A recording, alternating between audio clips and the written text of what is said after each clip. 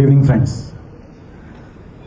Since I am a marketing professional, I will try to take you through some marketing principles, make you visualize things. As I can see that many students are here, so I will take you through some few stories, and I will make you visualize the whole scenario. So let us start. Just imagine that you are entering a supermarket.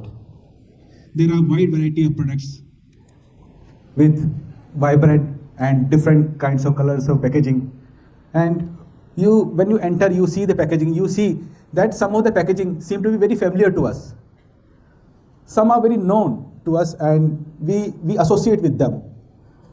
As the corporate job, we associate with them because corporate, since we are in job, we know the job. And as the same is with the packaging. And some packaging seem to be very unfamiliar and seem to be very risky, like entrepreneurship.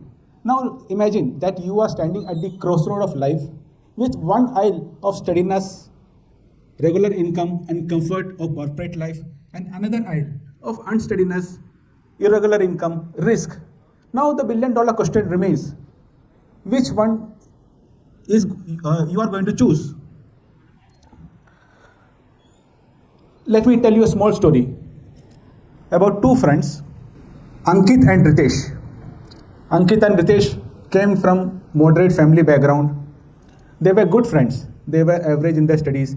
But one thing that was common with both of them was that they both wanted to do something good in their life. So Ankit started his school education. He completed his school education, got admission in his graduation. He completed his graduation with very flying colors, cracked the MBA Common Entrance Examination, got admission in one of the finest institutes of India. And one fine day, he was campus selected by one of the good multinational companies of India. Since he was very hardworking and efficient person, company recognized his potential and he was promoted as manager of a company. On the other hand, Ritesh started something, pursued a different path. He started a new startup company. And he started a company for booking budget hotel rooms. Initially, his startup struggled a lot, but slowly his company stabilized and started growing. Nowadays, we know that company by the name of Oyo Hotels. Yes, I am talking about Ritesh Agarwal, the founder of Oyo Hotels. Oyo, we all know that they are into booking of budget-friendly hotel rooms. On the other hand, Ankit has also stabilized in his life. He has grown in corporate life and he pursued a comfortable life than Mr. Ritesh. So both the ways are good in its own way. The question remains is that which one will you choose? Now, whatever action you do today, that is going to echo in our future. Our future is definitely going to be shaped by the action that we are taking today. So what I will try to do is that I'll try to put forward few marketing principles in very simple and understandable language that will help you make your echo for the tomorrow in very simple steps. So the first principle that I'm putting forward is the power of consistency. As many speakers have already told the power of consistency here. So to make you understand the power of consistency, I put forward a very good example. Let me tell you a brand, Amul. When I throw this word to you, what comes first in your mind? Yes, exactly, the utterly butterly Amul girl. When Amul was started, this utterly butterly Amul girl came into existence. She was always there throughout the journey of Amul in our life. She was there with the witty statements about the current affairs of that time. And there were no flashy or big advertisement spends. But she was present in our day-to-day life consistently. So see what happened. Now, what is Amul? Amul is not just a dairy brand. It has become part of our life. That is the power of consistency. So, for the students who are present here, what does the power of consistency mean to you? You know, today is the age of social media. You are present there on various social media platforms like Facebook, Twitter, Insta. But the power of consistency means to you is that we or you create the right digital footprints that is going to reflect you for tomorrow. You have to start it today. So that you have to be consistent on that on a day-to-day basis. And for the working professionals who are present here, what is the power of consistency for you? Your consistency means what is most important to you.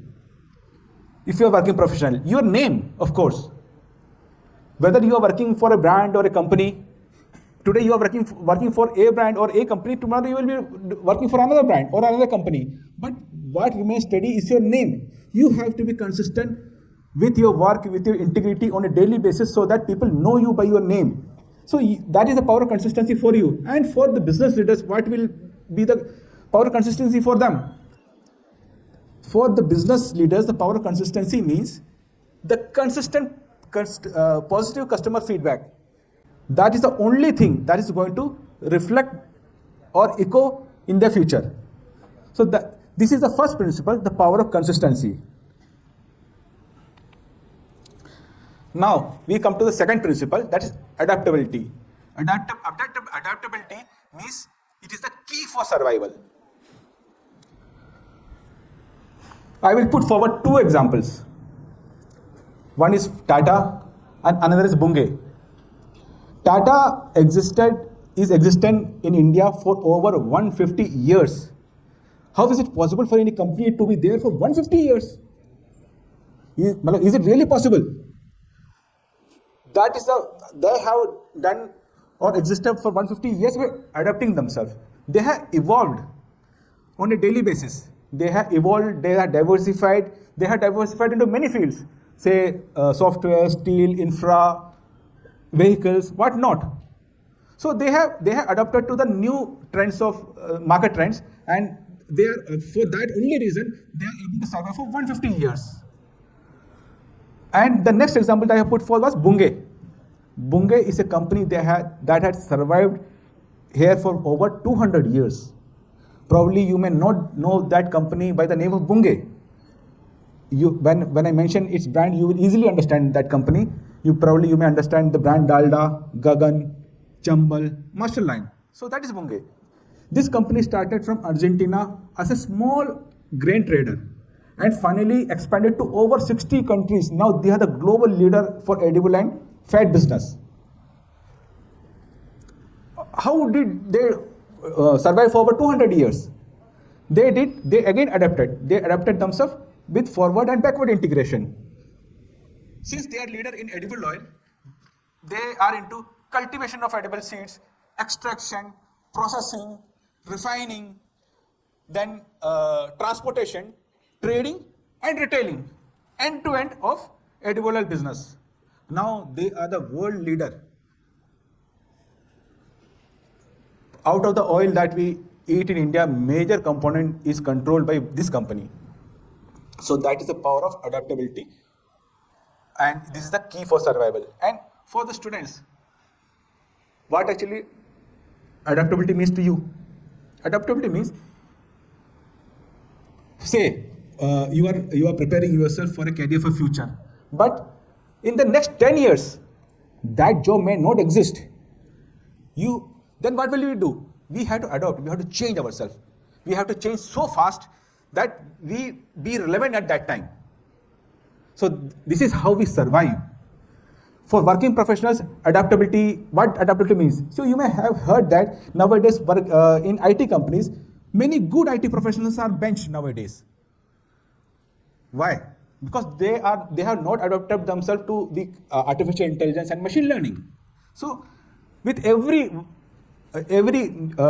passing day, we have to adapt to the market current circumstances and current environment.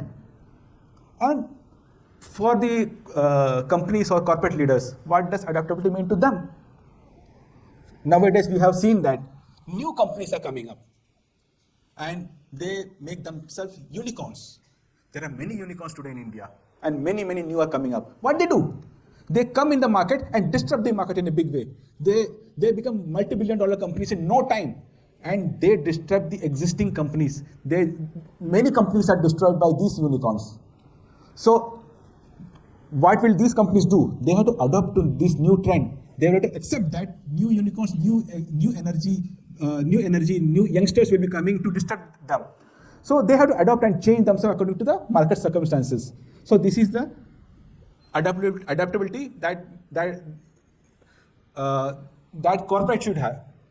So this is the second principle, and adaptability nowadays is not a choice. You have to learn it. Now coming to the third principle, the power of networking. Again, I will put forth a small example.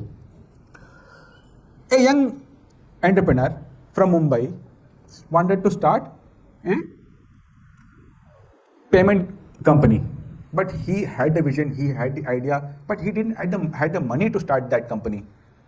What he did was he started doing networking. He went to the investors, meet bankers, but for a long time nothing happened. But he kept on working on his networking. One fine day, one of his network clicked, and one of the investors agreed to invest in his vision, and Paytm was born. I am talking about Mr. Vijay Shekhar Sharma. So this is how Paytm was born. So this is the power of networking. And for students, what is the power of networking for you? Since I have already mentioned that it is the age of social media, and this is the right time you create the right network. The right network will help you create your right future. So that is the power of networking. And for working professionals, networking means growth in their career. Networking means you get the right opportunities. And for business leaders, what is the power of networking for them? For them, networking means new collaborations, new partnership, expansion of business. That is networking for them. So this is the third marketing principle or echo for tomorrow. Now let us come to the fourth principle, ethical leadership. This is very important part, ethical leadership. Now what is ethical leadership? Again, I will put forward two examples. One is Tata, another is Infosys. Over the time, I already mentioned that Tata was here or is here for 150 years. They cannot be here for 150 years if ethical leadership was not there.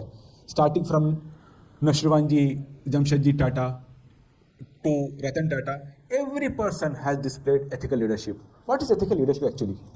Ethical leadership, when you display ethical corporate governance. What is ethical corporate governance? That when you place ethics over profit. Profit is the baseline, that is the breadline for any business. But how profits are earned is more important. When we earn that profit in an ethical way, that displays ethical leadership for any company. So Tata has over the time displayed ethical leadership. They have placed in the right corporate governance. They had shown the integrity in their business. And moreover, the stakeholders or shareholders trust Tata Group. Why? Because the stakeholder or shareholder know that whatever happened, this group is not going to betray my belief in them. Now, the second example, Infosys. When Mr. Krishnamurthy started this company, many years back, he started this company with only 6 engineers. And now, Infosys is one of the most respected IT company in this whole world. How they become so big? Ethical leadership. Again, that company has been respected in the whole globe for their ethical governance practice, their integrity, their leadership style. So, for students, what is ethical leadership means to you? Ethical leadership means that you are the future leader. You have to create that integrity, that truth value from right now, so that you can be the right future leaders of tomorrow. And for the working professionals, ethical leadership again means to have their integrity in the right path, on the right way, to make their name imprinted in the corporate world in the right manner. That is ethical leadership for them. And what is ethical leadership for these corporate leaders, business leaders? Ethical leadership means when they, I already mentioned that, when they put ethics over profit. So that is what is ethical leadership. Now, coming to the last but not the least, that is giving back to the society, or the echo of compassion. This is very, very important. Whenever, here I will take example of myself only. We all live two type of lives. One is our professional life, one is our personal life. In the professional life, when I started my career 25 years back, I started my career with a very coveted media company as management trainee. Then I shifted to FMCG. I had my 25 years of experience. I led one of the Fortune 500 companies for marketing in India. Then after that, I left the job. I done my PhD in the marketing strategies. Now, now I want to. A time comes when you stand still and think that how can you pay back to the society. Now, what I'm doing?